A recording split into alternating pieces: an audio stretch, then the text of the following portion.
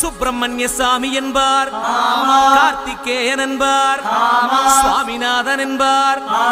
குக அமுதன் என்பார், பாலசுப்பிரமணியன் என்பார், கருணாகரன் என்பார், கதிர்காம கந்தன் என்பார், கதிர்வேல சுவாமி என்பார், சேனாதிபதி என்பார், கதிர்வேலன் என்பார், பரமகுரு என்பார், முத்துக்குமாரன் என்பார், சூரனை கூறு போட்டவனாம், சுனாமியை விரட்டி விட்டவனாம், போகர் கொடுத்த பொக்கிஷமாம், பஞ்சாமிர்த பிரியனாம்,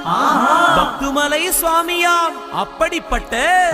முருகனவன் ரொம்ப ரொம்ப சின்னவனா சுவாமி, சின்ன சின்ன முருகைய